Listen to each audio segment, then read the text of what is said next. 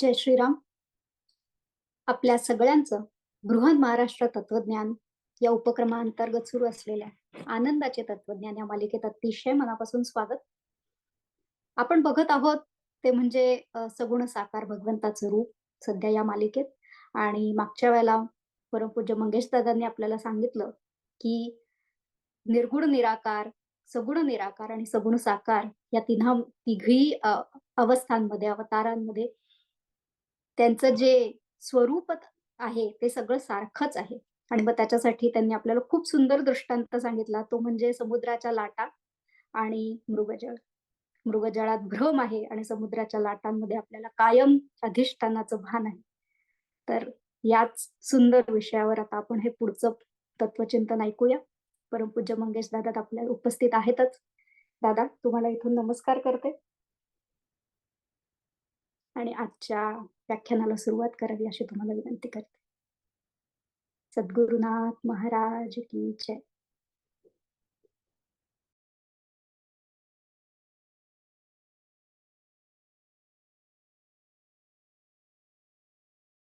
गलद्दानगण्डं मिलद्भृङ्गखण्डं चलच्चारुशुण्डं जगत्त्राणशौण्डं लसद्दन्तकाण्डं विपद्भङ्गचण्डं शिवप्रेमपिण्डं भजे वक्रतुण्डम्।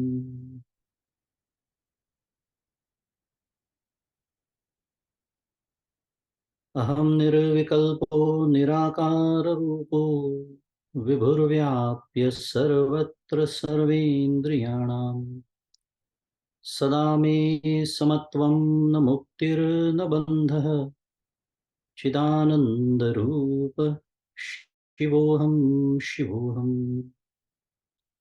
चिदानन्दरूप शिवोऽहं शिवोऽहम्।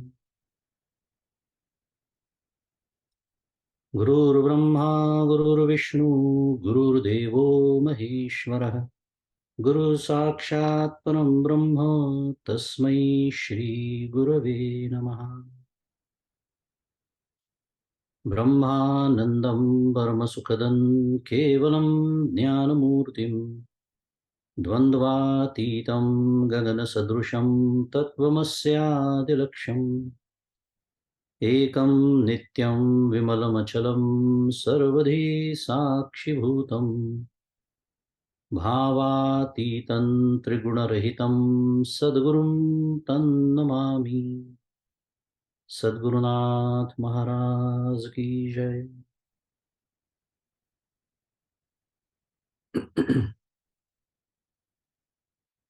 जय जय रघुवीर समर्थ। श्री राम जय राम जय जय राम। श्री राम जय राम जय जय राम। श्री राम जय राम जय जय राम। श्री राम जय राम जय जय राम। श्री राम जय राम जय जय राम। श्री राम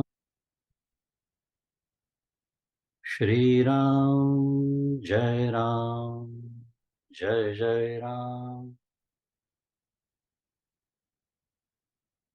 श्री राम जय राम जय जय राम। श्री राम जय राम जय जय राम। श्री राम जय राम जय जय राम। श्री राम जय राम जय जय राम।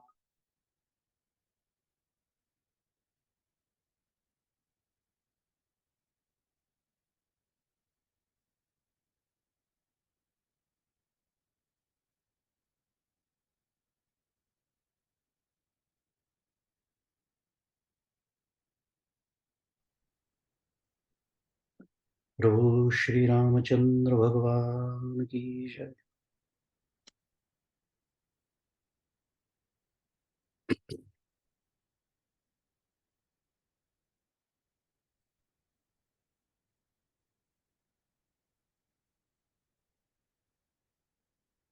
माझे सद्गुरू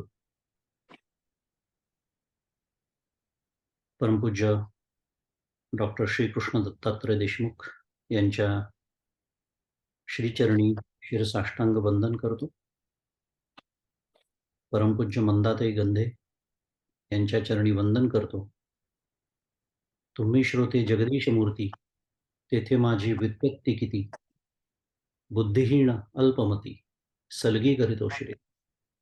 तुम्हा सर्वांना सप्रेम अभिवादन.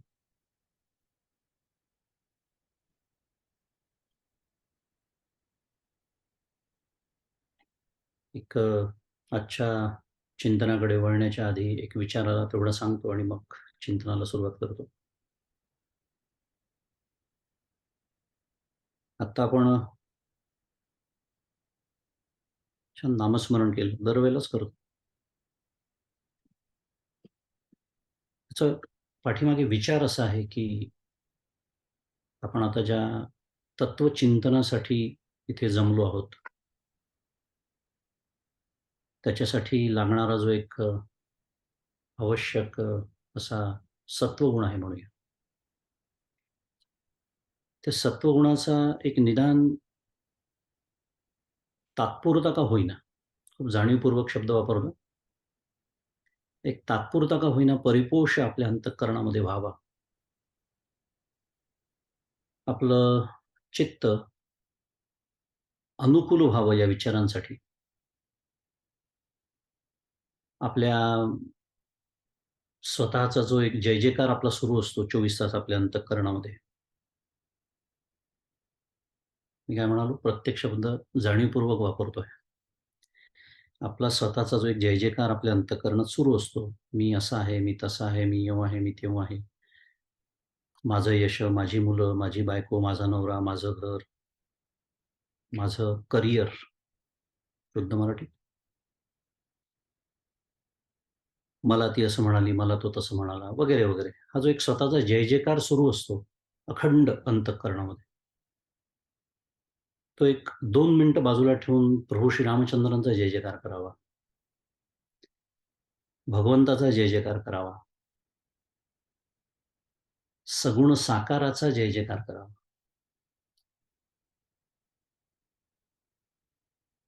ह्याकरिता म्हणून काही गोष्टी नियोजन पद्धतीने, नियोजनबद्ध पद्धतीने आम्ही याच्यामध्ये गुंफलेले आहेत.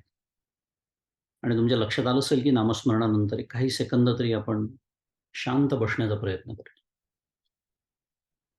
कारण आता वैखरी वाणी, माझ्यासाठी वैखरी वाणीचं सगळं व्यवहार सुरू होणार. तुमच्यासाठी तुम्ही परमपूज्य मंदाताई म्हणतात तसं, की वक्ता जो असतो तो बोलून चिंतन करतो आणि श्रोता जो असतो तो ऐकून चिंतन करतो. म्हणजे माझ्यासाठी तो चारही वाणींचा व्यवहार सुरू आहे असं म्हणूया. तुमच्यासाठी वैखरी नाही आहे, पण पश्यंती आहे, मध्यम आहे आणि ते परेपर्यंत जावं हा प्रयत्न आहे. या दृष्टीने आपण म्हणालो चारी वाणी. तर हा वाणींचा व्यवहार सुरू होण्याच्या आधी शेवटी या वाणींच्या व्यवहाराने जिथपर्यंत पोचायचं आहे,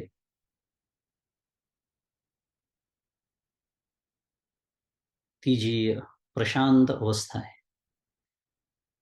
त्याचा एक थोडासा आपल्या सर्वांना एक अनुभव यावा. कुठे जायचं आहे हे सदैव लक्षात असावं, असे विविध उद्देश आहे. म्हणून आपण नामस्मरणानंतर थोडं काही सेकंद शांत, म्हणजे नुसतं दिसायला शांत असं नव्हे, आतमध्ये पण जितकं शांत आपल्याला होणं शक्य आहे तितकं होण्याचा प्रयत्न करतो. या प्रस्तावनेसह आजच्या विषयाकडे वळू.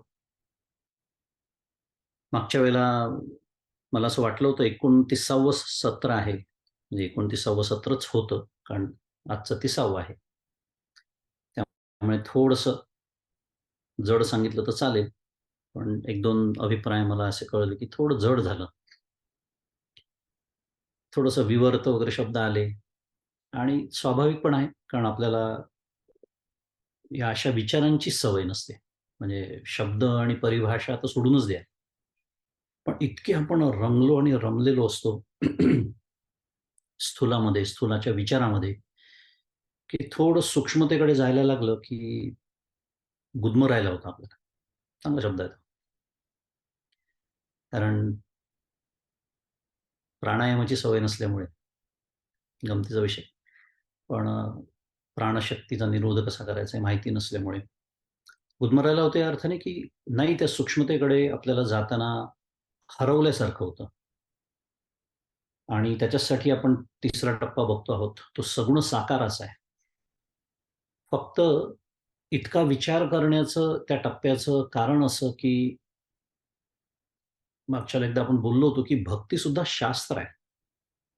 कारण भक्तीचे जे अध्वर्यू आहे नारद मुनी, त्यांनी नारद भक्ती सूत्रामध्ये पहिल्याच सूत्रामध्ये भक्तीची व्याख्या करायला सुरुवात केलेली आहे. म्हणजे नारद मुनी जर भक्तीची व्याख्या करत असतील आणि परमपूज्य काका म्हणतात तसं, जर आपल्या मनात कुठेतरी तुमचं ते ब्रह्ममाया सुरू झाली कटकट, ते आम्हाला काही नको. आमची आपली भक्ती बरी, असं एक वाक्य असतं. त्याला पळपुटा विचार असं माझे सद्गुरू म्हणतात. पळपुटा विचार म्हणजे काय? ना ज्ञान नीट कळलं आहे, ना भक्ती नीट कळली. आणि आपण पाहिलंय की एका विशिष्ट टप्प्यानंतर दोन्ही एकच कसे आहेत वगैरे बऱ्याच वेळा तो विचार केलाय. अजून तो होत राहणार आहे विविध पद्धतीने, अंगाने. मुद्दा एवढाच की याला एवढा वेळ देण्याचं कारण असं, की आपण सर्वजण शेवटी करणार काय आहोत? शेवटी आपण कर्म, उपासना, ज्ञान, बरोबर? शेवटी आपण भक्ती, साध्या भाषेमध्ये बोलूया अगदी. उपासना म्हणतात, भक्ती हरकत नाही. मग मी ज्याची भक्ती करतो त्याचं स्वरूप मला समजायलाच हवं, असा आग्रह असला पाहिजे प्रत्येक साधकाचा, की मी कोणाची भक्ती करतो. मी भक्ती करतो म्हणजे उपासना म्हणूया त्याला आता, जास्त योग्य शब्द तो आहे. मी उपासना करतो, ती कोणाची करतो? काय त्या भगवंताचं स्वरूप आहे? काय सगुण निर्गुणामध्ये नेमका फरक आहे? खूप वेळा शब्द ऐकलेले असतात. आपल्या मनामध्ये त्याचे काही अर्थही आपण बांधून घेतलेले असतात, आडाखे बांधलेले असतात. एक काहीतरी एक साधारण पुसटशी एक कल्पना असते मनामध्ये. पण तरी कुठेतरी सगुण वेगळं, निर्गुण वेगळं, हे जे एक असतं, तर ह्या सगळ्या संकल्पना स्वच्छ स्पष्ट होण्यासाठी म्हणून आपण जरा वेळ घेतो आहे आणि अजून सविस्तर बघतो आहोत, की सगुण साकार म्हणजे नेमकं काय तत्व आहे ते? आणि कसं त्या सगुण साकाराची उपासना करताना कुठेही माझ्या मनामध्ये किंतु असता कामा नये. कोणता किंतु? 2 प्रकारचे. एक, हा टप्पा आहे का? आणि दुसरं, मी काहीतरी कमी दर्जाची भक्ती करतो आहे. असं खूप मनामध्ये गोंधळ खूप असतात आपल्या. असं वाटतं, की अरे बापरे! हे वेदांताचे अभ्यास करणारे म्हणजे हे फारच श्रेष्ठ प्रकारचे भक्त दिसतात. आपल्याला ते लगेच प्रतवारी करण्याची सवय असते एक. तसं काही नाही. मार्ग वेगळा आहे फक्त. त्यांचा पिंड वेगळा आहे. पण जर कोणी सगुणाची उपासना करत असेल, तर जो कोणी ध्यान करण्याच्या ऐवजी तो नामस्मरण करत असेल, तर त्यांनी काही कुठे कमी दर्जाचं तो साधनं करतोय असं अजिबात समजण्याची आवश्यकता नाही. आणि त्याच्यासाठी आपण जरा जास्त वेळ घेतो आहे. तरी पण मी जसं म्हणालो, की थोडं जड झालं असेल, तर आपण पुन्हा एकदा एक धावता आढावा घेऊया. मागच्याला आपण असं शिकलो, की ईश्वर भक्तांच्या प्रेमाकरता आणि दुष्टांच्या नाशाकरता अवतार धारण करत असतो. शक्यतो तो अवतार घेत नाही, पण जेव्हा घेतो, तो कशासाठी घेतो, तो कशासाठी सगुण साकार होतोय आपण बघत होतो. पण महत्त्वाचं सूत्र जर आपल्याला लक्षात ठेवायचं असेल, तर ते हे होतं, की त्या अवतारकाली सुद्धा त्याची निर्गुणता खंडित होत नाही. हे वाक्य महत्त्वाचं होतं. आणि हे समजावून सांगण्यासाठी म्हणून थोडीशी मांडणी शास्त्राची आपण केली आणि त्याच्यामध्ये 2 भिन्न प्रकारचे सगुण असा विचार मांडला, की हो, भगवंताचा देह जेव्हा ते अवतार झाले, प्रभू रामचंद्र अवतरित झाले, भगवान गोपालकृष्ण अवतरित झाले, तेव्हा त्यांचा देह गुणात्मक होता का? हो. फार त्याच्यामध्ये त्याच्या तपशिलात न शिरता, की तो कोणत्या गुणाचा होता आणि ते शुद्ध माया तत्व वगैरे सगळं आपण बोललो होतो ते. पण त्यात न शिरता महत्वाचा मुद्दा उजळणीचा भाग म्हणून एवढाच आपल्याला घ्यायचा आहे, की ते सगुण आणि हे जे दिसताय सगुण कॅमेरावर तुम्हाला आणि मला तुमचं, माझ्या भाग्याने तिघांचंच दिसतंय. इतरांची मी कल्पना करू शकतो. मुद्दा एवढाच, की या 2 सगुणांमध्ये फरक आहे. एवढं आपल्याला फक्त लक्षात ठेवायचं. का? कारण हे जे त्रिगुणात्मक आहे, हे म्हणजे मी स्वतःकडे बोट करतोय, प्रत्येकाने आपापल्याकडे करून घ्या. पण हे 3 गुणांनी बद्ध असलेलं असं आहे. सत्व, रज आणि तम. आणि ते जे सगुण आहेत ते, आता ते म्हणजे आलं असेल लक्षात, आपला विषयच तो सुरू आहे.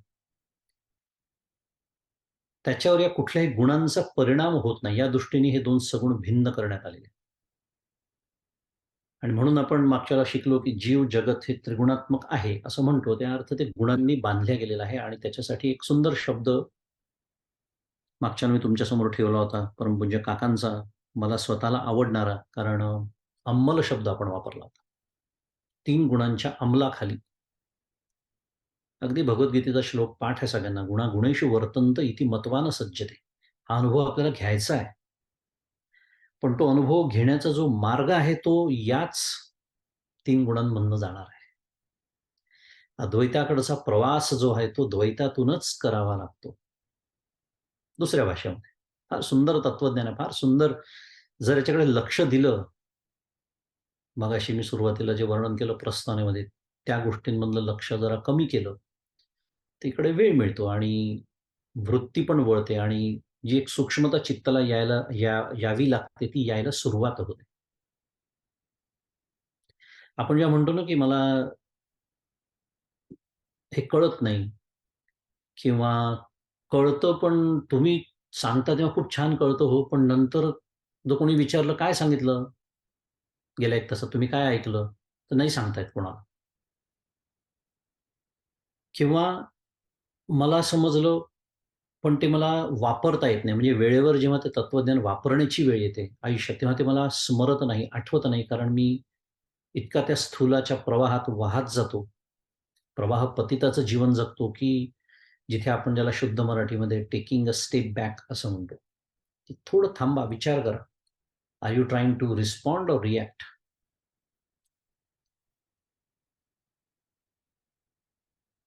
याचा अर्थ त्या गुणांच्या अंमलाखाली आपलं सगळं जीवन सुरू आहे. असा त्याचा अर्थ अगदी साध्या भाषेमध्ये. आणि त्याचा अजून एक छान उपयोग आहे या तत्वज्ञानाचा आपल्या सर्वांसाठी. तो हा आहे, की जसं माझं जीवन या 3 गुणांच्या अंमलाखाली सुरू असतं हे माझ्या लक्षात आलं पाहिजे. तसं माझे जे संबंधित आहेत, माझा ज्यांच्याशी रोज संबंध येतो, हे सर्वजण काही सन्माननीय अपवाद सोडता, सद्गुरूंसारखे म्हणूया किंवा कोणी आपल्या आयुष्यात सद्भाग्याने आपल्याला जीवनमुक्त कोणी भेटले असतील. हे सर्वजण हे 3 गुणांच्या अंमलाखालीच त्यांचा व्यवहार सुरू आहे. आणि असं एक फार सुंदर बारकावा परिणाम तुम्हाला सांगतो आणि पुढे जातो. पण आपली उजळणी फार वेळ देता येणार नाही. त्याचा एक सुंदर परिणाम असा होतो, की आपल्या ज्या आत्ताच्या प्रतिक्रिया आहेत व्यवहारातल्या, की "ही असं कसं वागते? हा असं कसं बोलतो? हिला एवढं कसं समजत नाही? मी इतकं समजून सांगते तरी हा ऐकत का नाही?" हे जे आपल्या सगळ्या तक्रारींनी भरून गेलेलं जीवन आहे, ते एकदम काय होतं माहिती आहे, शुद्ध मराठीत अपसाइड डाउन होतं. जेव्हा हे तत्वज्ञान कळतं ना आणि पचतं, विशेषतः जिरतं, तेव्हा काय बोलायला लागतो माहिती आहे? साधक, "अरे, ही अशी नाही वागणार तर कशी वागेल? अरे, हा असं नाही बोलणार तर कसं बोलेल?" जसं मागच्याला आपण दारूचा एक विषय उदाहरण घेतलं होतं, तसं दारूच्या अंमलाखाली असलेला मनुष्य. असं नाही वागणार तर कसा वागणार? तो दारूच प्यायलेला आहे. असं जसं आपण म्हणतो, तसं आपल्या आयुष्यात येणाऱ्या व्यक्ती ज्या 3 गुणांच्या अंमलाखाली त्यांचेही व्यवहार सुरू असतात. बरं, आपण परमार्थ मार्गाला लागलो, आपण काही परमार्थाचं तत्वज्ञान शिकलो, आपण पारमार्थिक जीवन जगण्याचा प्रयत्न करतो आहोत, म्हणून सर्व जग आपल्यासाठी बदलणार नाही. जग तसंच राहणार आहे. मग ते कितीही जवळचे तुमचे नातेवाईक असू दे. नवरा असेल, बायको असेल, मुलगा असेल, आई-वडील, बहीण-भाऊ वगैरे, वगैरे. फार जवळचे मुद्दाम पहिले घेतले. दूरचा तर प्रश्नच नाही. असं असतं कारण एका घरामध्ये स्त्रीला त्या परमार्थामध्ये खूप विशेष रुची असते, पण पुरुषाला नसते किंवा पुरुषाला असते, स्त्रीला नसते. किंवा त्या दोघांना नसते, मुलांना नसते. असं प्रत्येक घरात चित्र आपल्याला दिसतं ना. मुद्दा असा आहे, की त्यांच्या गुणांच्या अंमलाखाली त्यांचे जे व्यवहार सुरू आहेत, ते बदलणार आहेत का अचानक एका रात्रीत? हा एक फार सुंदर बारका आपल्याला वापरून घेता येतो या तत्त्वज्ञानाचा. आणि गंमत अशी आहे, जर मी स्वतः एका रात्रीत बदलत नाही, नेहमीचा विषय आहे तो. मी स्वतः जर माझं ऐकत नाही, तर त्यांनी माझं ऐकावं. शुद्ध मराठीत what kind of a logic is this? आणि मग परमपूज्य काका प्रवचनात गमतीने विषय सांगतात, की मुलं फार बिलंदर असतात. म्हणजे कशी? आई किंवा वडील म्हणा, दासबोधाचा अभ्यास करत असले, कुठे काही प्रवचनांना जात असले, तर आणि घरात ते समजा रागवले, तर विचार तुमच्या दासबोधात हेच शिकवतात का? फार हुशार असतात मुलं. तेवढ्यासाठी ते दासबोधाचा वापर करून घेतात. आता ही विचारण्याची वेळ त्यांच्यावर कोणी आणली? आपणच आणली. मुद्दा असा, की एक खूप छान तत्त्वज्ञान आपण जेव्हा वापरायला लागतो, तेव्हा हळू-हळू आपल्या जीवनामध्ये एक शांती प्राप्त व्हायला लागते आपल्याला. आपल्या जीवनाला जे अंतःकरणाला जे हेलकावे बसत असतात, अखंड हेलकाव्यामध्ये जीवन सुरू असतं.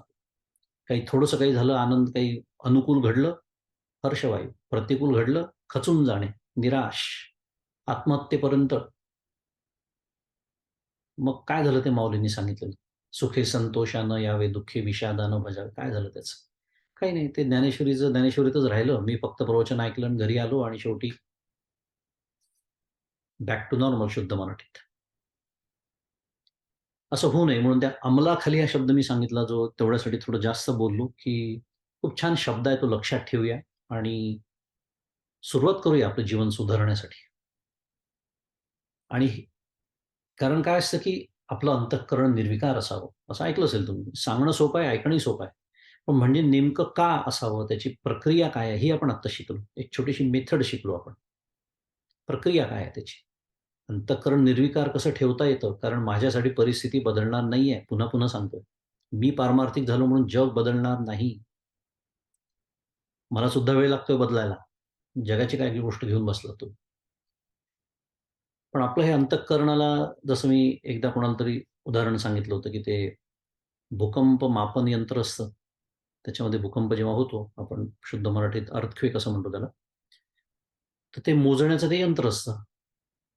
तर ते जेव्हा रिक्टर स्केलवर त्याला ते काय 6, 6 पॉइंट काही असं जे काय असतं त्यांचं ते, तर तेव्हा ती जी सुई असते, ती निडल ती जी खालीवर होते प्रचंड आणि इतर वेळेला ती शांत असते. असं कल्पना करा आपल्या अंतःकरणाचा एखादा ग्राफ काढला. कल्पना आहे फक्त. तो आलेख काढला समजा. आत्ता जर तो असा दिसत असेल, तर तो हळू असा होत हळू कधीतरी तसं व्हावं ना शांत, की तो फक्त आता जी उरेल ते तरंग या अवस्थेमध्ये. तरंग उरणार आहे. तेही लक्षात ठेवावं लागतं फार. गोंधळ नाही. आपण दगड नव्हे. दगडाच्या ह्याच्यात कुठलंच तरंग नाही. कारण तिथे अंतःकरणच नाही. आपल्याला अंतःकरण आहे. त्यामुळे सुखाचा, दुःखाचा तरंग उठणार आहे. स्वाभाविक आहे. पण त्याची लाट होणार नाही. अंतःकरण याला म्हणतात अंतःकरण निर्विकार असणं. असो, मूळ विषयाकडे परत येऊ. त्यामुळे ईश्वर आणि त्याचे अवतार हे 3 गुणविरहित म्हणजे त्यांच्या परिणामांपासून अलिप्त असतात. त्याचं नित्य शुद्ध, बुद्ध, मुक्त असा जो स्वभाव जो मागच्याला आपण बघितला होता, तो अवतारकाली सुद्धा तसाच राहतो, असतो, असा आपण मागच्या वेळी विचार केला. त्यामुळे तसं कठीण असं काही नाही समजण्यास त्याच्यामध्ये आणि त्याच्यासाठी आपण भगवद्गीतेतला एक श्लोकही बघितला होता. "ये चैव सात्विका भावा राजसास् तामसाश्च ये, मत्त एवेति तान् विद्धि न त्वहं तेषु ते मयि." असा 7व्या अध्यायातला जो श्लोक, की हे माझ्यापासून सर्व पदार्थ झाले आहेत. हे 3 गुणच मुळात माझ्यापासून झाले आहेत. पण ते माझ्या ठिकाणी आहेत, मी त्यांच्या ठिकाणी नाही, असं भगवंत म्हणतात. त्याचा अर्थ आपला जो चालू विषय आहे त्याच्याशी कसा लागू पडतो हे आपण बघितलं. की थोडक्यात मी त्याच्या अधीन नाही, तर ते गुण माझ्या अधीन आहेत आणि त्याच्यासाठी आपण थोडं आचार्य भाष्याची पण मदत घेतली होती. सगळं वर्णन सोडून देऊया ते मायेचं, तिला दैवी का म्हटलंय, एषा का म्हटलंय, ज्ञानेश्वरीत आपण केला त्याचा विचार. गुणमयी का म्हटलाय, तिला आपण वैष्णवी असा शब्द पण मागच्याला शिकलो होतो. सगळे असे छान विचार आपण मागच्याला बघितले होते आणि माऊलींची ती किंवा भगवंतांचं सांगणं "निस्त्रैगुण्यो भवार्जुन" हे जे सांगणं आहे, ते सुद्धा कसं सुसंगत आहे आपल्या चालू विचाराला ते पण बघितलं होतं, की हे 3 गुण नष्ट होणार नाहीयेत. एक जाता-जाता पुन्हा एक उदाहरण सांगून पुढे जातो. मागच्याला बोललो नव्हतो म्हणून. कल्पना करा, "निस्त्रैगुण्यो भवार्जुन" म्हणजे अर्जुना, तू निस्त्रैगुण्य हो किंवा तू गुणत्रयाते अव्हेरी, मी माझे हे न करी, असं माऊली त्याच्यावर भाष्य करताना म्हणते. आता कल्पना करा, की हे तत्वज्ञान भगवंत कोणाला सांगतात आहेत? अर्जुनाला सांगतात अर्थातच. कुठे सांगतात आहेत? कुरुक्षेत्रावरती सांगतात आहेत. कुरुक्षेत्रावरती कशाला गेले आहेत? फिरायला गेले आहेत का बगीच्यामध्ये? नाही. केवढं भयानक कृत्य अर्जुनाला करायचं आहे. केवढं भयानक. 18 अध्यायामध्ये सूत्र कायम ठेवलेलं आहे भगवंताने. तस्मात् युद्धस्व. उभा हो युद्धासाठी. बरं नुसतं युद्ध करायचं आहे, मारायचं आहे, पण कोणाला? आहे, बोलण्याची गरज नाही. सगळ्यांना सगळं माहिती आहे. अर्जुन विषाद योग वाचा. दिलाय सगळं त्याच्यात अर्जुनाचा विषाद. म्हणजे विचार केला तर अर्जुन विषाद योग असं म्हणून अर्जुनाला विषाद झाला होता, असं म्हणून आपण गुंडाळून ठेवून देतो तो पहिला अध्याय. मला तरी असं वाटतं तिथेच चूक होते. कारण पहिला अध्याय माझ्यासाठी आहे. कारण अर्जुनाच्या दृष्टीने माझेच विषाद तिथे मांडलेले आहेत. कारण मी आणि माझे हे मी करत असतो. मुद्दा हा सुरू आहे, की निस्त्रैगुण्य भवार्जुन हे सांगून भगवंत अर्जुनाला इतक्या साध्या भाषेत भयानक कृत्यासाठी उभं करतात आहेत. आणि हे जे मारणं असतं ना, एखाद्याला मारणं हे सोपं काम नाहीये. त्याच्यासाठी तमोगुणाची आवश्यकता असते. तमोगुण स्वीकारल्याशिवाय मरीन किंवा मारीन ही जी वृत्ती आपण ज्याला म्हणतो साध्या भाषेत, ती येऊच शकत नाही. म्हणजे हे कार्य कोणाचं आहे? साध्या भाषेत तमोगुणाचं कार्य आहे.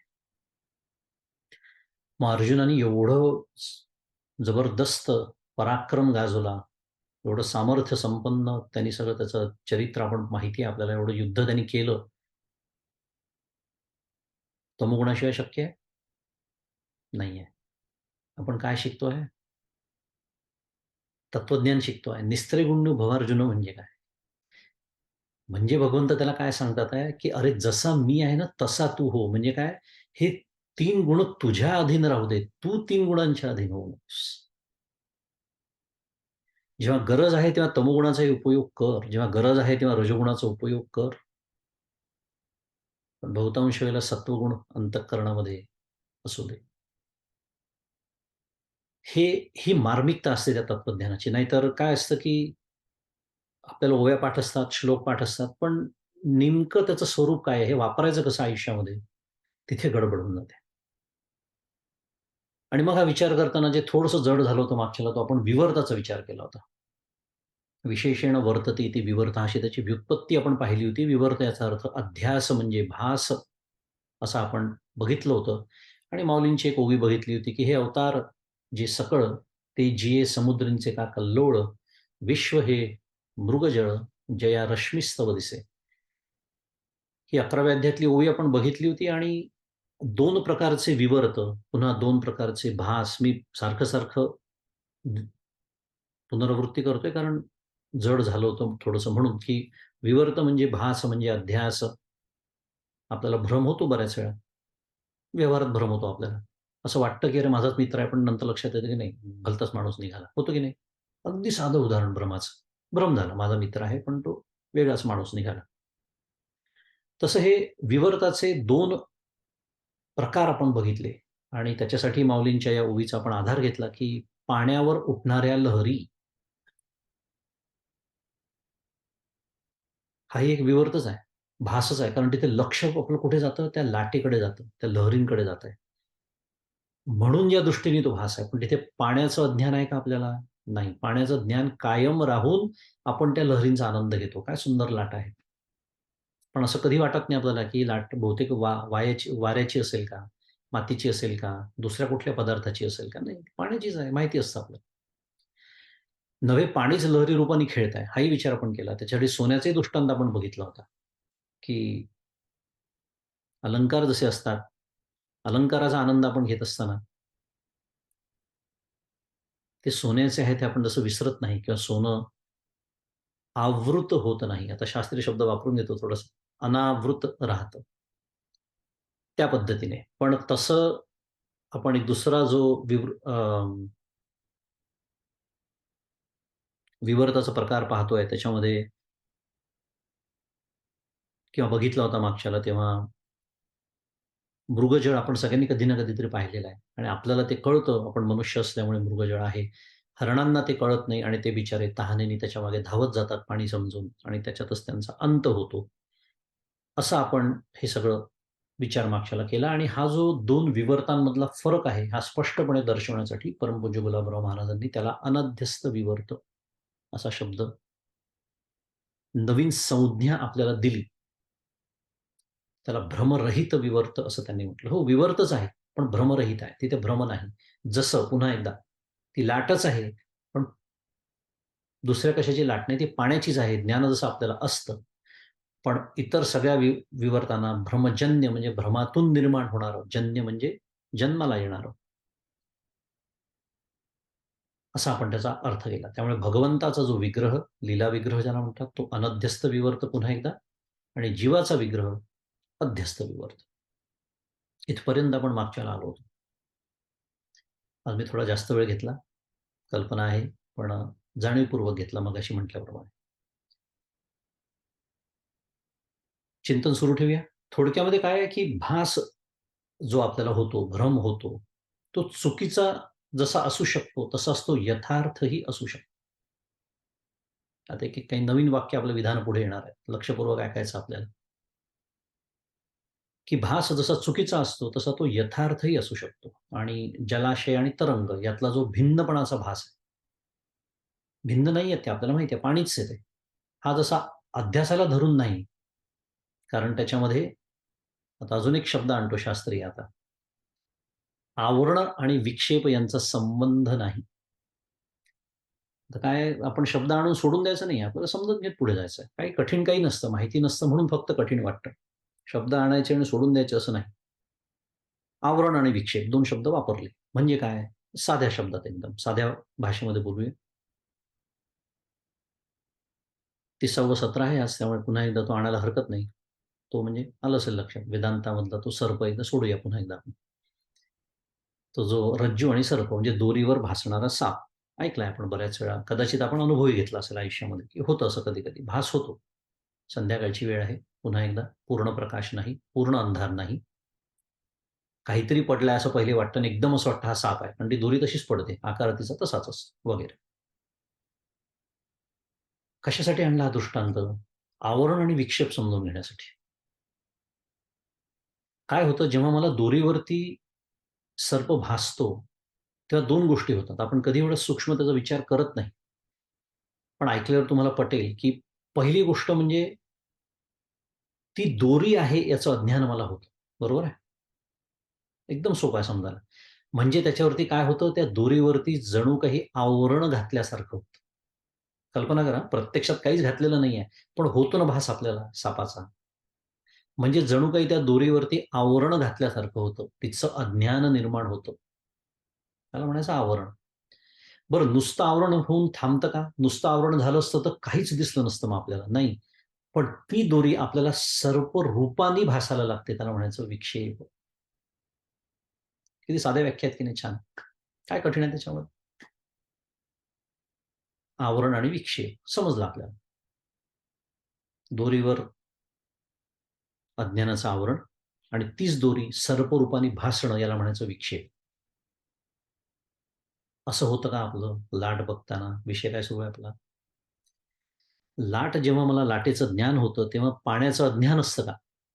मगाशीच आपण बोललो, पाणी आवृत होतं का? किंवा सोनं आवृत होतं का मी अलंकाराकडे बघत असताना? नाही. ते अनावृतच असतं.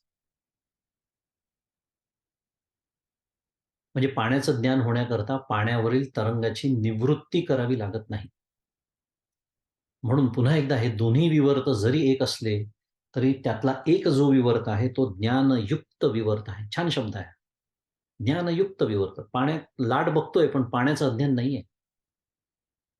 ज्ञान आहे तिथे पाण्याचं. म्हणून तो ज्ञानयुक्त विवर्त आणि या अर्थाने परमपूज्य श्री गुलाबराव महाराजांनी या तो जो शब्द आहे विवर्त, त्याला विशेषण लावून अनध्यस्त विवर्त हा एक नवीन पारिभाषिक शब्द तयार केला. आणि हा शब्द आपल्याला सगुण आणि निर्गुण जो आपला अजून मूळ विषय सुरू आहे तो समजून घेण्यासाठी फार कामात येतो. अनध्यस्त विवर्त. हो, विवर्त आहे पण अनध्यस्त आहे. गुलाबराव महाराजांचं मी नाव घेतलं, परमपूज्य गुलाबराव महाराजांचं. थोडंसं एक 2 मिनिटं विषयांतर करण्याची तुमची परवानगी आहे असं मी समजतो, गृहीत धरतो आणि थोडं त्यांच्याबद्दल माहिती देतो. कारण दुर्दैवाने आपल्याला इतके महान संत आपल्या भूमीमध्ये होऊन गेलेत, पण आपल्याला त्यांची कल्पना नाही म्हणून. म्हणून जाणीवपूर्वक थोडं 1-2 मिनिटं विषयांतर करतोय. परमपूज्य श्री गुलाबराव महाराज म्हणजे श्री गुलाब गोंदूजी मोहोड हे त्यांचं नाव. इसवी सन 1881 ते 1915 हा त्यांचा काळ. विदर्भामध्ये जन्माला आलेले हे संत माधाम, अमरावतीच्या जवळ ठिकाण. 9व्या महिन्यामध्ये अंधत्व आलेलं ते बालक. पण पुढे संस्कृत, हिंदी, मराठी, वऱ्हाडी आणि व्रज भाषेमध्ये एकूण 134 ग्रंथांची रचना त्यांनी केली. 134 ग्रंथ. आणि मी त्यांचं 1881 ते 1915 ज्याचं गणित चांगलं आहे, त्यांनी पटकन लगेच गणित केलं असेल, 34 वर्षाचं इनमिन आयुष्य. अगदी स्वामी विवेकानंदांसारखंच. त्याच्यामध्ये 134 त्या ग्रंथांमध्ये अभंग आहेत 2000 पेक्षा जास्त, 2099 अभंग आहेत, 2252 पदं आहेत, 1200 पेक्षा जास्त गीतं आहेत, 1000 श्लोक आहेत, 23,000 ओव्या आहेत. काय रचना करावी एखाद्याने. आणि त्यांचे चरित्र जर तुम्ही वाचाल तर हे पदं म्हणजे आता फारसं नाही कमी करत प्रयत्न कधी, पण आता मी कविता करणार. थोडासा विनोदाचा विषय. मी कविता करणार म्हटलं की आमच्या घरातले सगळे एकदम ऑक्सिजनवर, शुद्ध मराठीत. कारण मी कविता करणार म्हणजे मग तिची वातोर निर्मिती मला करावी लागते. बाहेरची सगळी जाऊ द्या, त्याच्यात जात नाही. आधीच आपल्याला वेळ कमी आहे आज. विनोद याच्यासाठी केला की अशी पदरचना नसते संतांची. तुम्ही त्यांचं चरित्र वाचाल गुलाबराव महाराजांचं, तर ते अशा भावविभोर अवस्थेत असताना ती पदं स्त्रवलेली आहेत आणि कोणीतरी लिहून घेतलेली आहेत. आत्ता मला वेळ नाही, पण एक शब्द वापरतो आणि पुढे जातो, पण त्याचं स्पष्टीकरण द्यायला वेळ नाही. ऋतंभरा प्रज्ञेतून आलेलं हे ज्ञान असतं. परतत्वाचा स्पर्श असलेले ते शब्द असतात. काय या महात्म्यांनी निर्मिती करावी. अनेक नवीन गोष्टींची त्यांनी निर्मिती केली. एक मात्रावृत्त केला आहे. एक नवीन प्रकारची लघुलिपी बनवलेली आहे गुलाबराव महाराजांनी. एक चक्क भाषा निर्माण केली आहे त्यांनी, नावंग नावाची. नवीन व्याकरण सूत्राची निर्मिती केली. परमपूज्य गुलाबराव महाराजांनी ज्या मधुराद्वैत भक्तीचा प्रचार आणि प्रसार केला, ती ज्ञानोत्तर भक्ती आहे. म्हणजे ज्ञान झाल्यानंतर केलेली भक्ती आहे. एवढं कशाला तुम्हाला माहिती नसेल, मला पूर्ण खात्री आहे. अनेकांना माहिती नसेल, काही असतील माहिती का जणांना, तर छान गोष्ट आहे. पण आपण ज्ञानेश्वर महाराजांचं चित्र, फोटो, मूर्ती पाहतो की नाही? कधी आला का डोक्यात विचार? कधीतरी आपल्या डोक्यात विचार येतच नाही, आपण कधी विचारच नाही करत. म्हणजे करतो, पण अविचार जास्त करतो. म्हणजे प्रस्तावनेत जे सांगितले ते विचार जास्त करतो. त्यामुळे या विचारांना आपल्याला वाव मिळत नाही, वेळ मिळत नाही. विचार हा की ज्ञानेश्वर महाराज, कोणी ठरवलं हो ज्ञानेश्वर महाराज असे दिसायचे म्हणून? असा आला का विचार कधी? कारण सगळ्या ठिकाणी तुम्ही पहा, फोटो, मूर्ती तीच असते. तशी चेहरा बदलत नाही. थोडंफार अलंकार, दागिने, काही वस्त्र बदलत असेल थोडेफार आपापल्या भावाप्रमाणे. हे जे महाराष्ट्राला दिलेलं दान आहे, ज्ञानेश्वर महाराज कसे दिसायचे, हे कोणी दिलं आहे? परमपूज्य गुलाबराव महाराज. पुन्हा मला वेळ नाही त्याचं वर्णन करायला, की ते त्यांनी कसं केलं. त्या 4 भावंडांचं आयुष्य आपल्याला माहीत असताना महाराजांच्या अंगावरती भरजरी वस्त्र, डोक्यावरती मुकुट कसा आला, याचं सगळ्याचं स्पष्टीकरण गुलाबराव महाराजांनी दिलेलं आहे. बघायला वेळ नाही. एवढी एकच गोष्ट फक्त त्यांच्या, कारण काही 2 मिनिटामध्ये अशक्य आहे त्यांच्या चरित्राला न्याय देणं. पण मला परमपूज्य गुलाबराव महाराजांचं नाव तुमच्यापर्यंत पोहोचावं या निमित्ताने एक उत्सुकता, जिज्ञासा तुमच्या अंतःकरणात जागृत व्हावी, की त्यांच्याबद्दल त्यांचं साहित्य आपण वाचावं, त्यांचं चरित्र आपण वाचावं. एवढ्यासाठी बोलतोय. फार प्रचंड कार्य होतं त्यांचं. म्हणजे डार्विनच्या उत्क्रांतीवादाच्या समीक्षेपासून तर टिळकांच्या वाङ्मयाच्या समीक्षेपर्यंत काय नाही केलंय त्या विभूतीने. पण एकच फक्त मुद्दा सांगतो शेवटचा, जो आत्ता आपल्या चालू विषयाशी संबंधित आहे. जगद्गुरू तुकाराम महाराज हे सदेह वैकुंठाला गेले. आपल्याला माहिती आहे सदेह वैकुंठ गमन त्यांनी केलं.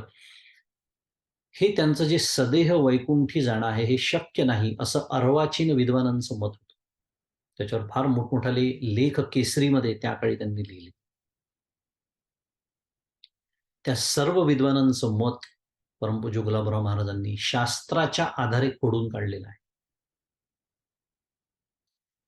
मुमुक्षू नावाचं वर्तमानपत्र त्या काळी, तिथे कधी काळी तुम्हाला त्याचा तो जुना अंक काढताना तर बघा, तारीखही सांगून ठेवतो. लिहिलेलंच आहे त्यांच्या चरित्रामध्ये 8 मे 1913 व 29 मे 1913 या 2 अंकामध्ये विस्तृत आणि सप्रमाण लेख परमपूज्य गुलाबराव महाराजांनी लिहिलेला आहे.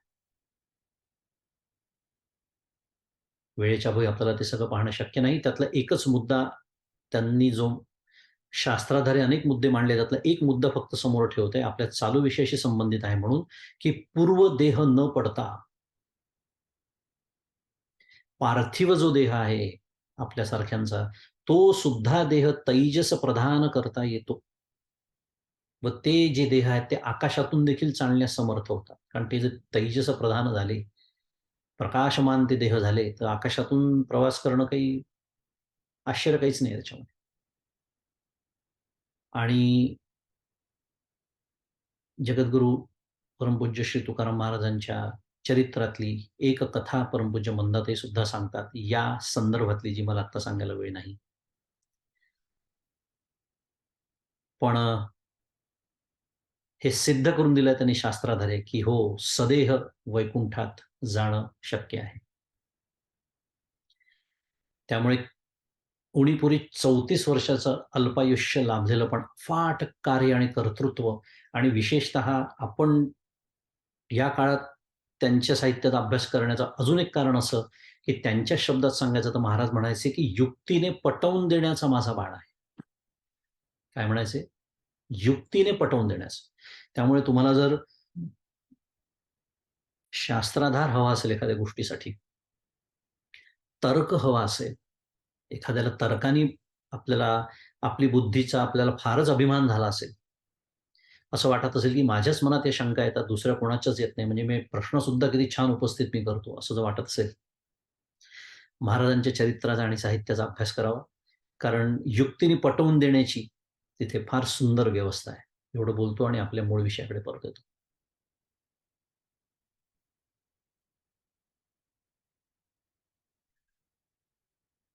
हे जे अवतारांचं शरीर, जो आपला विचार आपण करतो आहोत, तो सच्चिदानंद परब्रह्माचा विवर्त असून ब्रह्माशी यत् किंचितही भिन्न न राहता, म्हणजे अधिष्ठानाचा लोप न करता त्या अधिष्ठानाचे स्पष्ट ज्ञान तो होऊ देतो.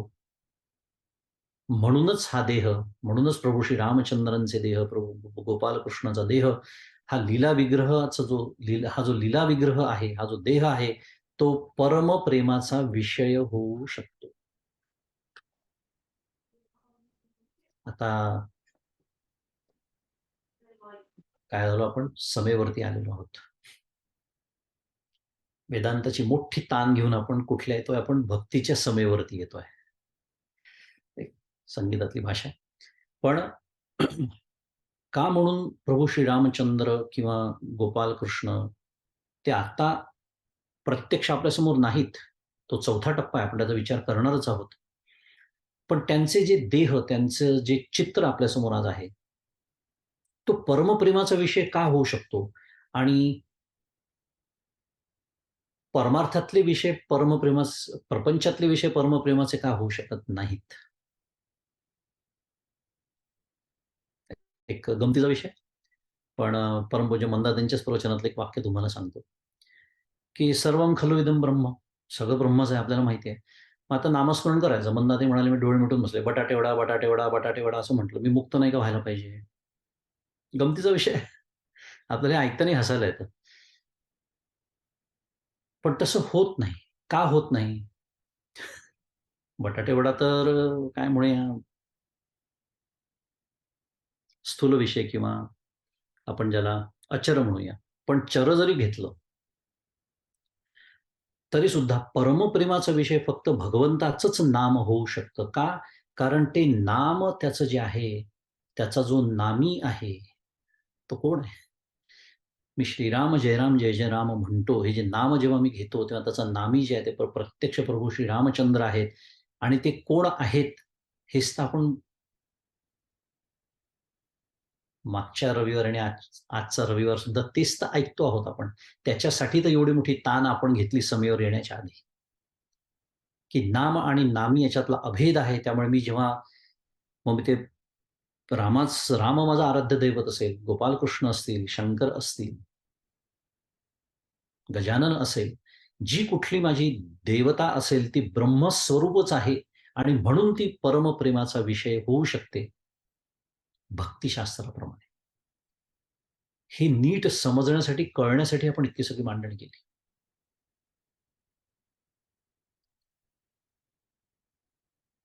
श्रीमद भागवतामध्ये एक श्लोक येतो, हंसस्वरूप्य बददच्युत आत्मयोगम, अशी त्याची सुरुवात आहे. एकादश स्कंध, अध्याय 4, श्लोक क्रमांक 17. हंसस्वरूप्य वददच्युत आत्मयोगम. अर्थ काय, की भगवान विष्णूंनी आपल्या स्वरूपापासून न ढळता जगाच्या कल्याणासाठी अवतार धारण केले, असं तिथे वर्णन आहे भागवतामध्ये, श्रीमद भागवत महापुराण. हेच आपण बघतो आहे. आणि पुन्हा पुन्हा सांगण्याचं कारण काय? मगाशी आपण जे वाक्य बोललो, सगुण तेच निर्गुण कसं आहे, निर्गुण तेच सगुण कसं आहे. आणि मग तुकाराम महाराज आता आपल्याला कळेल, जे आपण अनेक वेळा बोललेलो आहे, ते हे परब्रह्म उभे विटेवरी असं का म्हणतात पंढरपूरातल्या विठ्ठलाला. हे का कळत नाही? कारण आपली स्थूल बुद्धी असते. कारण मला ती दगडाचीच मूर्ती दिसते. मला तिचे पाय झिजलेलेच दिसतात. मला लक्षात येतं, की यांना वज्रलेप इथे करावा लागलेला आहे. कारण मला ती मूर्तीच दिसते. मग तुमच्या घरची फायबरची आहे, आमच्या घरची सोन्याची आहे, आम्ही किती श्रेष्ठ आहोत तुमच्यापेक्षा. झाली सुरुवात. पण तुकाराम महाराज जर म्हणत असेल, की ते हे परब्रह्म उभे विटेवरी, तर तपासायला पाहिजे ना आपली बुद्धी. ह्या दृष्टीने सगुण तेच निर्गुण आहे. त्यांनाही कळतंय, की झीज आहे या मूर्तीला, पण ते मानायला तयार नाहीत. का? कारण पुन्हा तेच आहे. सगुण तेच निर्गुण आहे. कारण त्याचा नामी तो आहे.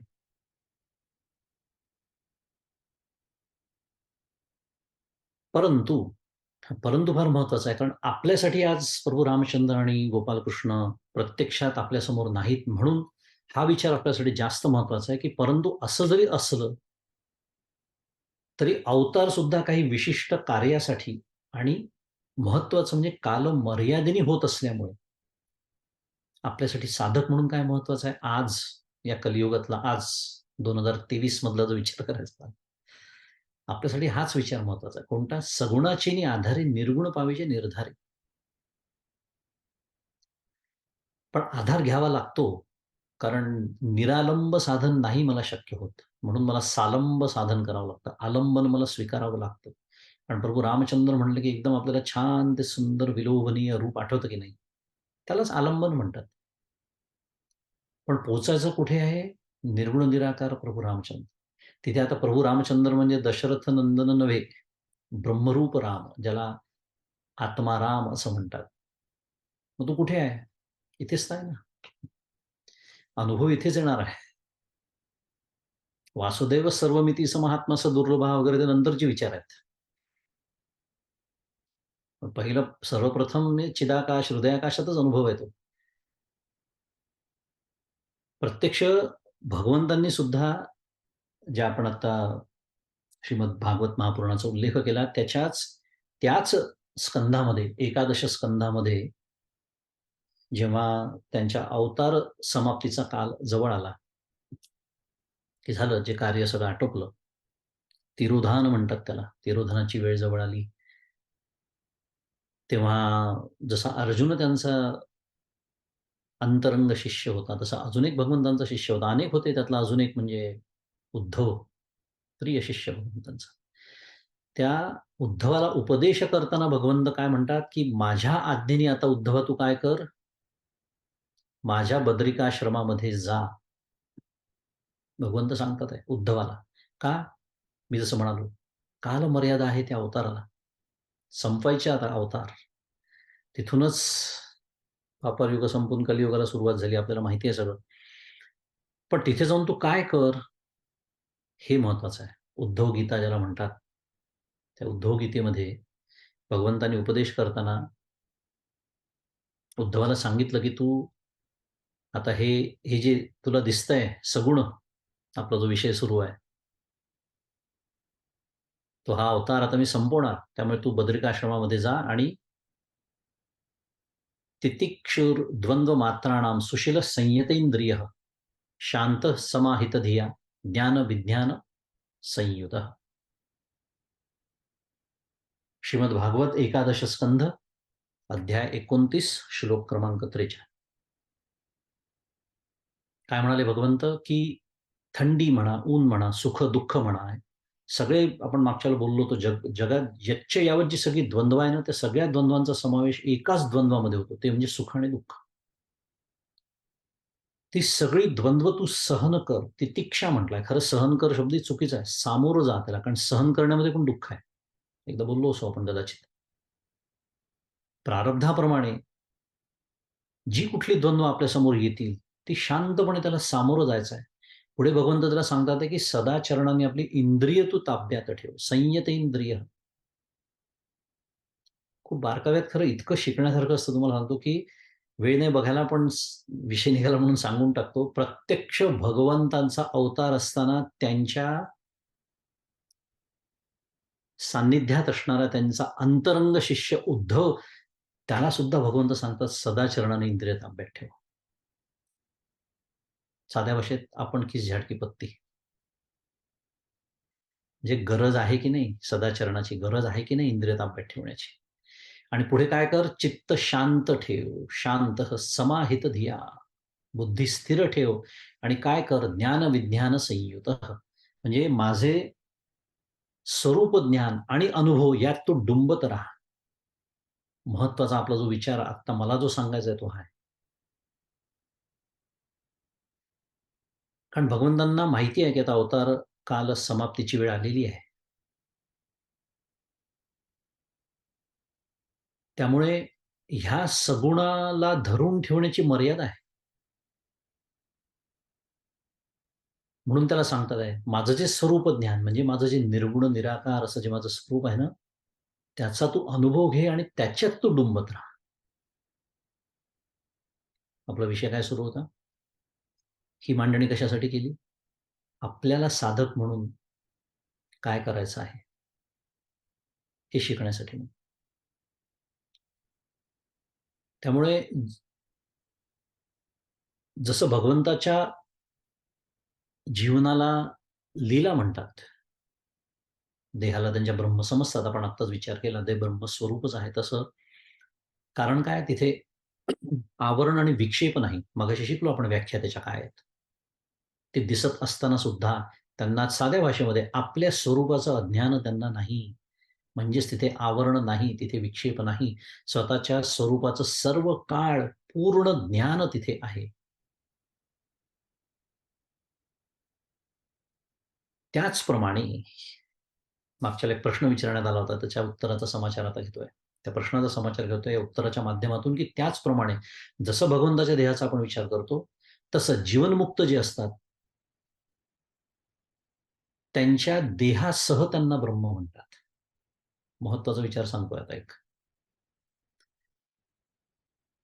म्हणजे मी नाही सांगत आहे, मी कोण सांगणार? श्रुती सांगते. एक श्रुती आहे, स यो ह वै तत्परमं ब्रह्मवेद ब्रह्मैव भवति. मुंडकोपनिषद तृतीय मुंडक, द्वितीय खंड, श्लोक क्रमांक 9.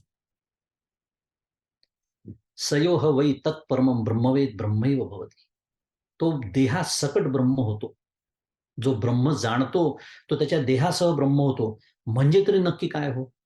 आपण सद्गुरूंना जातो. सद्गुरू भाग्यवान असाल तुम्ही, सद्गुरू देहात असतील, मग काय वेगळं काही होतं का त्यांच्या देहामध्ये? नाही.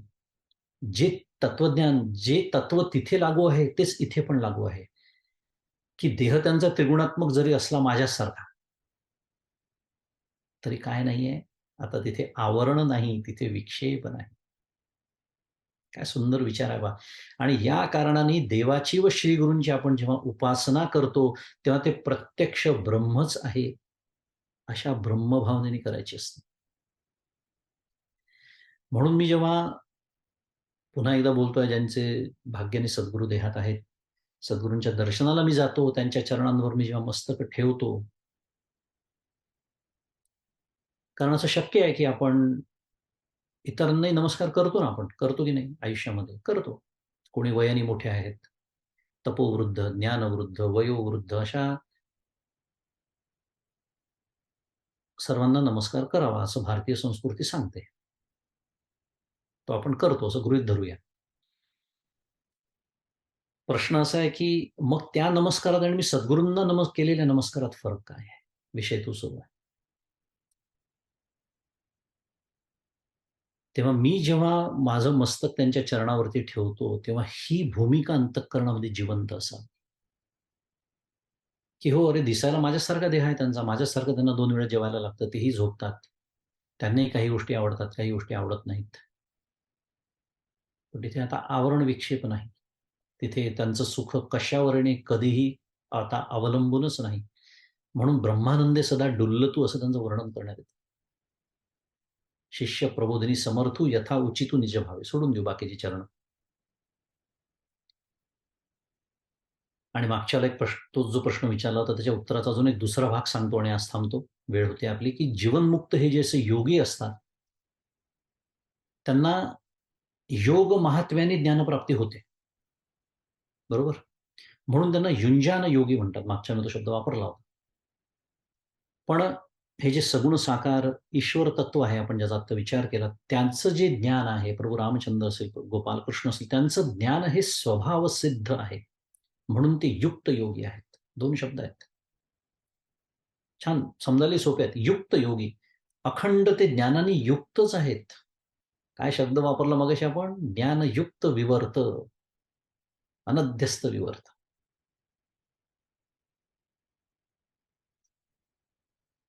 अखंड ज्ञान तिथे आहे म्हणून ते युक्त योगी.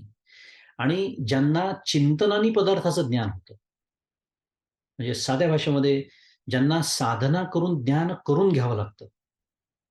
त्यांना युंजान योगी म्हणतात. आता युंजान हा शब्द भगवद्गीतेत अनेक ठिकाणी आलाय, जर तुम्ही भगवद्गीता पाठ असेल तर, अध्याय काही पाठ असतील तर. युंजान. त्या युंजान शब्दामध्येच कर्म अनस्युत आहे. पण ज्याला सर्व पदार्थ एकदम प्रत्यक्ष प्रतीत होतात, त्याला युक्त योगी असं म्हणतात. आणि असं फक्त ईश्वरच आहे. आणि तोच आपल्यासाठी सगुण साकार होतो. आणि म्हणून सगुण ते निर्गुण आणि निर्गुण ते सगुण. आज इथे थांबू. 2 वाजलेत. विषय छान पूर्ण झालेला आहे आणि पुढच्या वेळेला आपण 4थ्या टप्प्याकडे वळणार आहोत. भरपूर विचार आपण या टप्प्याचा आता केलेला आहे सगुण साकाराचा. आज इथे थांबू आणि आजचं हे चिंतन पुष्प सद्गुरूंच्या चरणी अर्पण करू. श्री सद्गुरुनाथ महाराज की जय. जय जय रघुवीर समर्थ.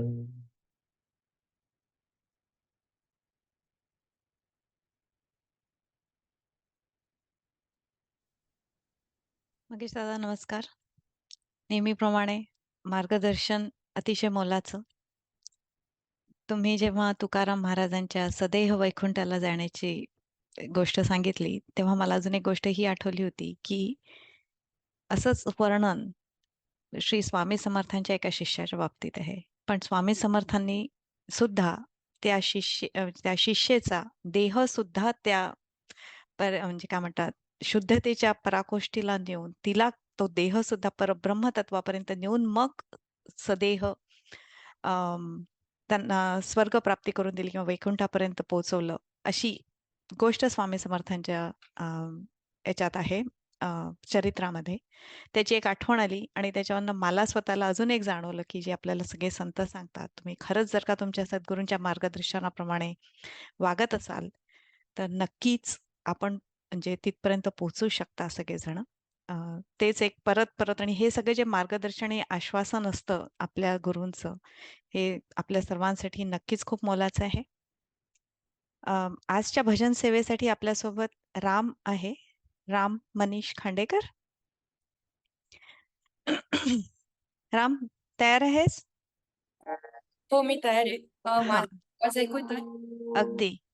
राम बद्दल थोडक्यात, रामनी आतापर्यंत आपल्याला काही भजन सेवा दिलेली आहे, त्यामुळे त्याची तुम्हाला थोडीफार ओळख आधीपासूनच असेल. राम 13 वर्षाचा असून इथे फ्रीमाउंट बे एरियामध्ये राहतो आणि तो सौ अर्चना ताम्हणकर आणि मनोज ताम्हणकर यांच्याकडनं आपल्या संगीताचं शिक्षण घेतो आहे.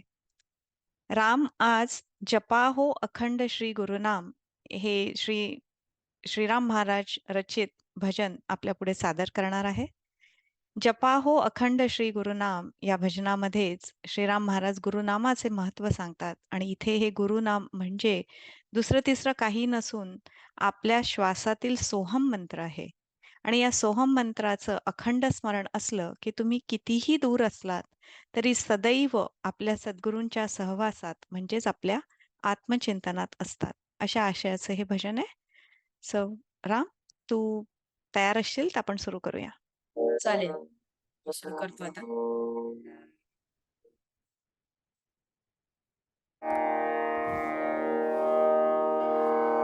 नराचा नारायण होण्याचे खरे साधन नामस्मरण हेच होय. अखंड नामजपाचे महत्व या भजनात आढळते. नामस्मरणात आपोआप आत्मचिंतन घडते आणि आत्मचिंतनाचा ज्याला ध्यास लागला त्याला कुठेही श्रीगुरु म्हणजेच सद्गुरु सहवास लागतो. म्हणजे श्रीगुरु हे सदैव शिष्यासोबतच असतात. हे विश्वासपूर्वक नाम म्हणजेच गुरुबोधाचे खरे सारच म्हणावे लागेल. तर असे नाम निरंतर जपा. जपा हो अखंड श्री गुरुनाम. जपा हो अखंड श्री गुरुनाम. जपा हो अखंड श्री गुरुनाम. जपा हो अखंड श्री गुरुनाम. श्री गुरुनाम, श्री गुरुनाम. जपा हो अखंड श्री गुरुनाम. श्वासोश्वासी सहज चालते सोहम नाम सत्य स्मरणते. श्वासोश्वासी सहज चालते सोहम नाम सत्य स्मरणते. हेची निरंजन नाम जपा हो. हेची निरंजन नाम जपा हो. अखंड श्री गुरुनाम जपा हो. अखंड श्री गुरुनाम. नारायण गुरुराज समर्थ. नारायण गुरुराज समर्थ.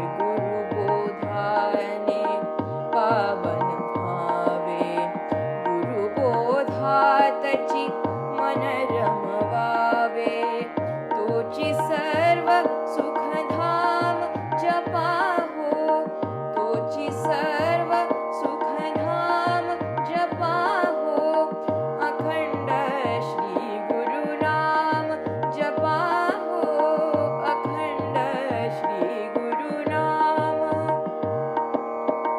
भाव समर्पण एकनिष्ठता भाव समर्पण एकनिष्ठता जीवनाची ही सकल सांगता भाव समर्पण एकनिष्ठता जीवनाची ही सकल सांगता गुरुसेवा निष्काम जपाहो गुरुसेवा निष्काम जपाहो अखंड श्री गुरुनाम जपाहो अखंड श्री गुरुनाम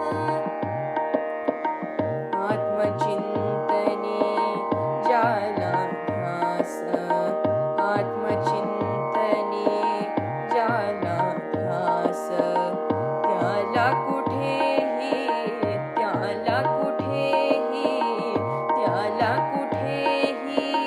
गुरु सहवास आत्मचिंतनी जालाभ्यास त्याला कुठेही गुरु सहवास सहज मिळे निष्काम जपाहो सहज मिळे निष्काम जपाहो अखंड श्री गुरुनाम जपाहो अखंड श्री गुरुनाम